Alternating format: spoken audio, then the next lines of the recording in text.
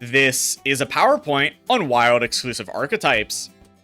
With Death Knight, we have Even Death Knight. Even Death Knight is pretty simple. It's just a big hero power deck where you use your 1-mana hero power to fight for board incredibly efficiently and to generate corpses efficiently and infuse your minions.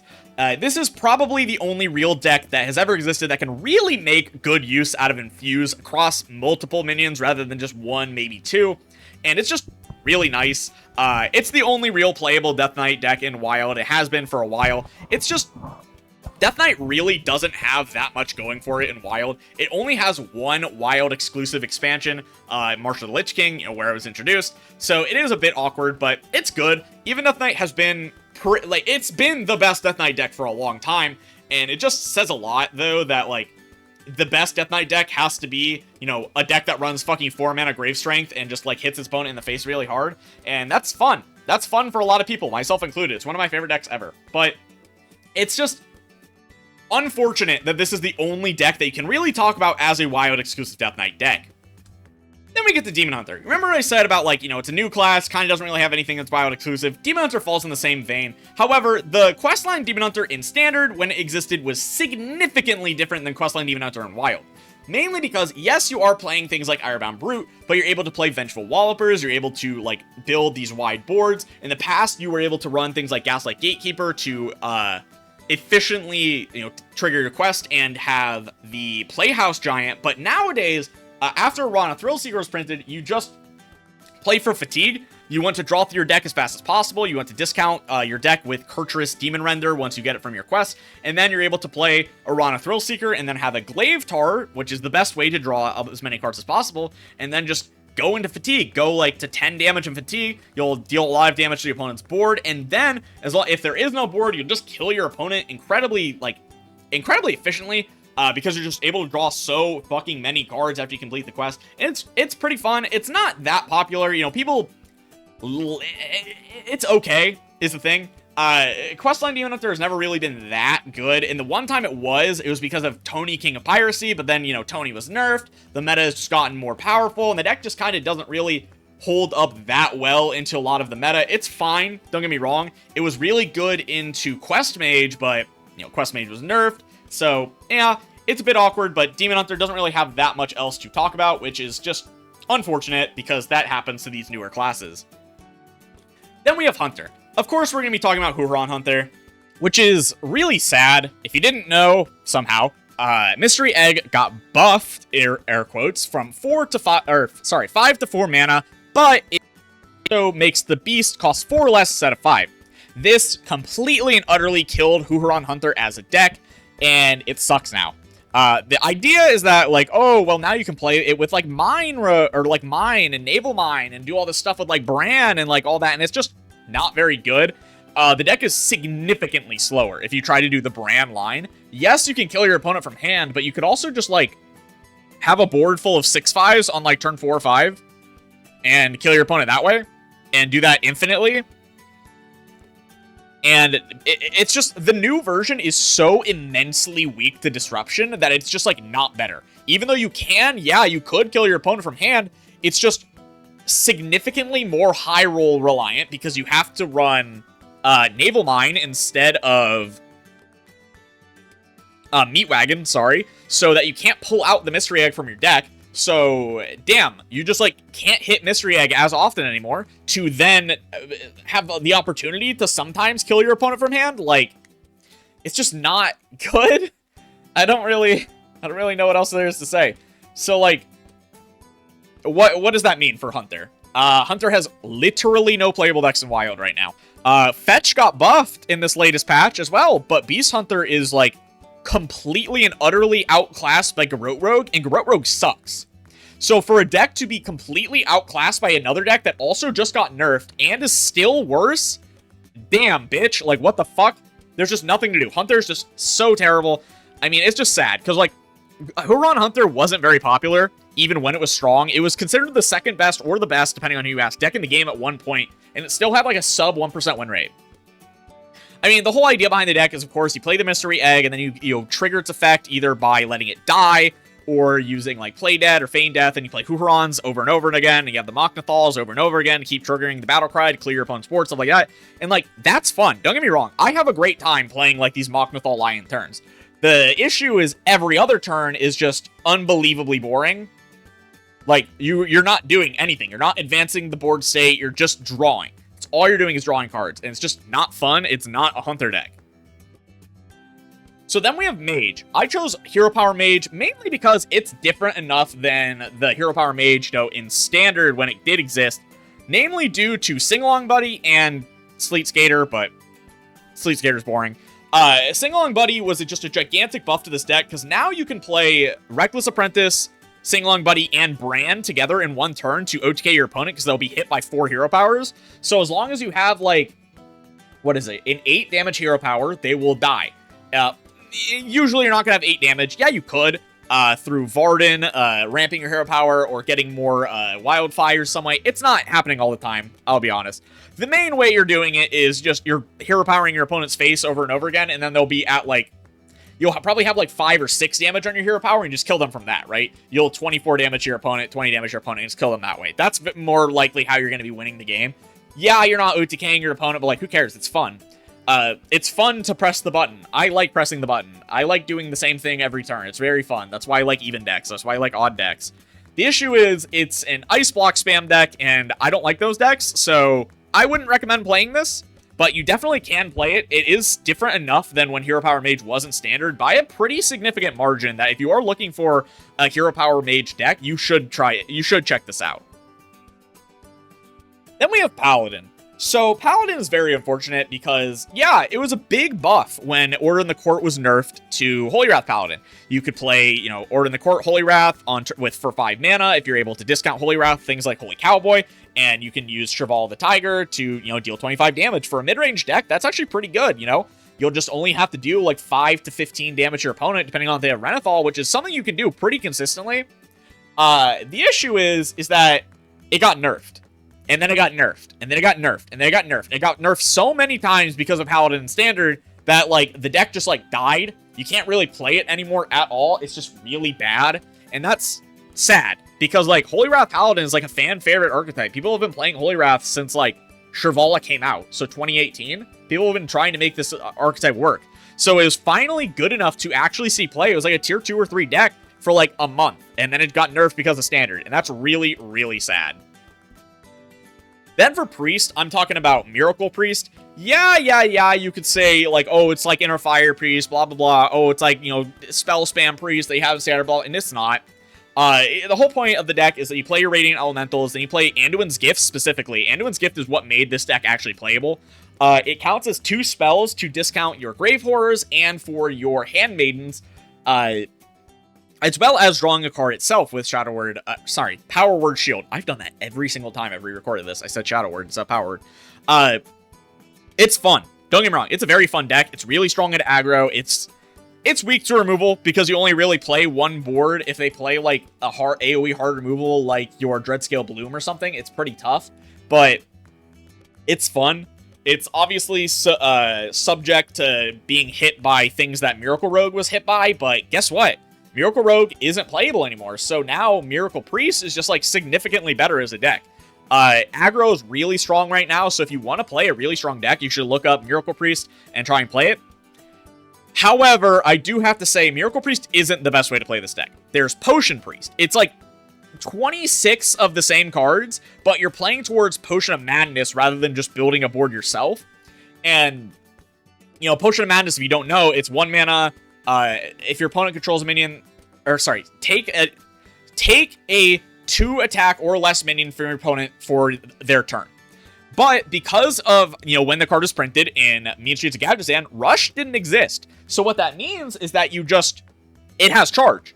So you can just buff that minion, you know, preferably if it has pretty high health, and then send it to your opponent's face. And damn, you just get punished for playing your own cards. It's really toxic, and I don't like it. That's why I didn't want to talk about it specifically here. But it is something that you should play if you're actually trying to win. Then we have Rogue. Pillager Rogue is a very sad case. It was a good deck. It was a very strong deck. But not to the point where Spectral Pillager needed to be gutted into unplayability. It just needed like 1, maybe 2 mana. If you really wanted to slow it down, it would still be pretty decent. You could still play it, which was, you know, more than you can say now. And it's just unfortunate because they changed it from 6 mana, you know, and can hit their opponent's face, to 5 mana but can only hit minions. Of course, the main, you know, engine of this deck was Scab's Cutter Butter being printed. You couldn't really play Pillager Rogue that well in Wild beforehand, but Scabs, you know, it makes your Pillager cost 0, and that's nice. It just is significant, because even when you play Alex Rogue, your Alex, you have to play 2 Scabs to make the Alex cost 0. So that's like really awkward, and sometimes it's hard to do correctly. And if you don't actually know the exact combo lines for the deck, it can be very difficult to do. Pillager Rogue is just, it was so loved by APM deck players, like, to the point that I feel bad that it was killed. Like, yeah, I don't like APM OTK decks very much. I don't like playing them, things like that. But I do feel bad for Pillager Rogue players because they love this deck so much. The whole combo is like you play Spirit of the Shark, Foxy Fraud, Scab's Cutter Butter. That's 3 cards. Then you can play, like, who fucking cares? You 10-woo the Scabs, play Scabs again, and then you play, you know, like Pillager, and you bounce the Pillager, stuff like that, and just kill your opponent. I don't know the exact line on the top of my head. I don't remember what the deck looked like perfectly, because it's been so long since it was nerfed. It's been like 2 years. 2 or 3 years. So it is quite sad that it is dead, but I don't know. I wish that Blizzard didn't do this. I wish they just nerfed Pillager to like 8 mana, so that it was like very similar to like Alex Straza nowadays. It's just so unfortunate. It's just so unfortunate how this all worked out for this card. Pillager Rogue is just, saying Pillager Rogue is one of Blizzard's biggest mistakes doesn't fully explain how bad the balance philosophy of Blizzard was in this era of Hearthstone, where they just went around killing Hearthstone cards, killing like staple Wild decks for no reason. They killed a bunch of decks in this era that didn't need to be killed. Yeah, maybe they needed like a 1 or 2 mana tick to a certain card, but they didn't need to be reworked to the point that they are just unplayable, and it's very, very sad. Then we have Shaman. Speaking of another deck that was killed by Blizzard for no reason, we have Odd Shaman. Odd Shaman was killed when they changed Wrath of Air Totem to Strength Totem, and you couldn't get it from your hero power anymore. Of course, the main idea is that you play things like Spirit Claws or Ra's Frost Whisper, or just spells that you want to hit your opponent's face with, and then you get the spell damage totem from your hero power, because Odd Shaman's hero power would let you pick the totem. It wasn't great. It was like tier 3 at most, if I remember correctly, but it was a very, like, loved deck by people who wanted to play meme decks in Wild, because it was still strong enough to be playable, just wasn't, like, amazing. So you got to play a meme deck that's still good enough. Yeah, of course people are going to love it. But with Wrath of Air Totem being, you know, removed from the game for so long, it just, like, died instantly. You couldn't really do anything with it. And then, guess what? They didn't print any, like, real support for this deck the entire time it was gone. And still haven't printed any real support that can go in this deck. Which is very sad, like, very, very sad, that you have an entire archetype that functions pretty well. Getting guaranteed spell damage is not something that most classes have. Like, Druid can do it, and Shaman can do it pretty consistently, and that's about it. Yeah, Rogue can technically do it, but that's because they just draw through their entire deck. But only 2 classes have very easy access to spell damage. So, not having, like, a deck that works around spell damage is just kind of sad. It's something we're missing in Hearthstone, in Wild especially. And it's just unfortunate. I don't know. I don't know what else to say. Like, Ra's Frost Whisperer used to be such a cool card. You'd typically have 2 spell damage totems by the time that you dropped Ra's. You know, you can play your Totemic Reflections, things like that, right? So you'd have Ra's be like 5 mana, 3/6, deal 3 to all enemies at the end of turn. That's just fun. That's just a fun card. I don't know. Because it also ramps for more spell damage you get. It's just sad. It's just very, very sad. Then we have Warlock. Discard Warlock technically has existed in Standard. Not as a full dedicated deck, though. There have been, you know, discard packages that have seen a little bit of play in a bunch of different decks in Standard, right? You've had, like, Dark Moon Fair Disco Lock that would play the 4 mana 5/5 with Rush that discarded your highest cost card. So you would play it with Hand of Gul'dan.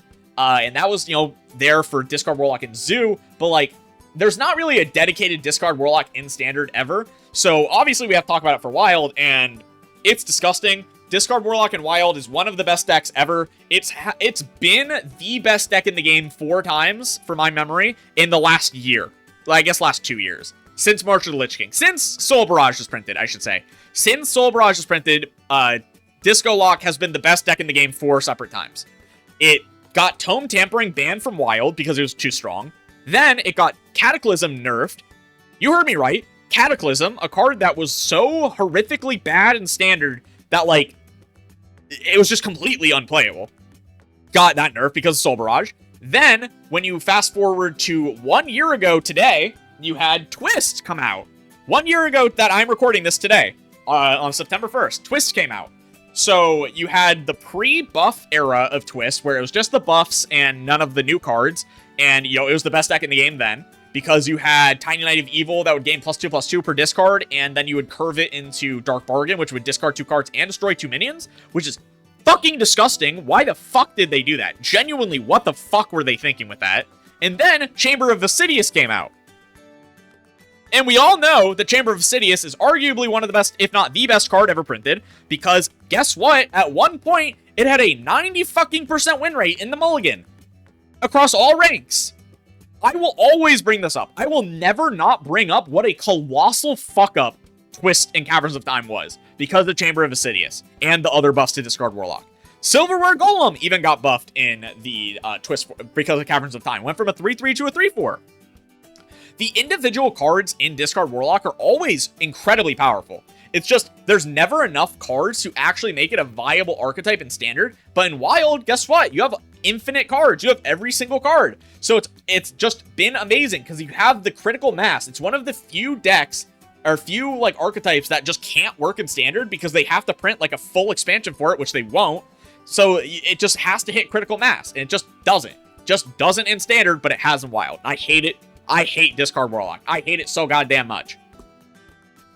Then we have Warrior. I chose Gauntlet Warrior. Yes, it's a risky skipper deck, and there's a million different variants that you could go through. But I think Gauntlet Warrior is one of the most fun, in my opinion. The whole idea is that you play Risky Skipper, Armor Smith, things like that, to gain as much armor as possible. Then you have your Bladed Gauntlet to, you know, not attack your opponent's face. What? But you play Bloodsail Raider. Bloodsail Raider will gain the attack from Bladed Gauntlet after it gains charge from Warsong Commander. Warsong Commander gives minions that 2 or less attack charge. So, you can have, like, 10, 15, even more armor, and then give it to your Bladed Gauntlet, get 2 Bloodsail Commanders and your Warsong Commander, and then just send a million damage face, and it's really fun. I have had games where I will get over 100 armor, and then, for my Bladed Gauntlet, and it's genuinely so fun. The deck also gets support all the time. Roaring Applause was a giant buff to the deck. Ancient Totem was a giant buff to the deck in Titans. Showdown of the Badlands didn't do that much to buff the deck, if I remember correctly, but, what was I gonna say? Festival of Legends, you know, buffed it twice, and then Whizbang's Workshop gave us, oh gosh, what was it? Sorry, not Whizbang's Workshop. Perils of Paradise gave us, All You Can Eat, the 3-mana draw 3 to draw 3 tribes. This is surprisingly the only Menagerie deck that actually exists in Wild is Skipper Warriors. Bladed Gauntlet not the only one, because there's a bunch of different Skipper Warriors, but that's the only actual playable Menagerie deck in Wild, is a Skipper Warrior deck. Who would have ever guessed that? Not me. Not a lot of people. And it's really funny. So if you are looking for a deck to play, go check out Magma Rager decks on Twitter, or join the Dead Man's Hand Discord, I think it's what it's called. You might have to go on his Twitter to find that. He has a million lists about Skipper Warriors, a million Warrior lists, all this stuff. The guy doesn't play anything else. He only plays Warrior. So, yeah, check it out. But that's going to be it for me. There's just not a lot of decks to talk about for this. I'm going to be honest. I might have missed some, like, really obvious ones that just don't exist in Standard. But a lot of classes, especially Death Knight and Demon Hunter, just don't have decks that are really that different from Standard. Priest and Shaman are pretty similar as well, and Mage. I forgot to put Mage on this slide. But they're just incredibly similar to their Standard decks almost always. So it is a little awkward if you are trying to play something, like, completely different than Standard, but usually you'll be able to. Some classes, Warlock, have way more decks through its history that couldn't be played in Standard because of critical mass that that just like really differentiates it. But yeah, that's gonna be it for me. If you guys enjoyed, make sure to like, comment, and subscribe. Tell me what you think down below. Do you think that I missed anything really obvious? Do you like any of the, have you played any of these decks? Do you, tell me some decks for classes down below that I just don't fit or never were playable in Standard, but have, been playable in Wild. I want to do another one of these. I like talking about Wild specific things. Standard fucking annoys me. I was playing Standard on stream today, and it was just the most boring thing ever. But yeah, that's going to be it for me. I'll see you guys next time. Peace. Shadows are rising again! Darker than they've ever been. As evil descends from the skies, the world cries out, how will we survive? Out of the hall of explorers, and up from the dusty tomb.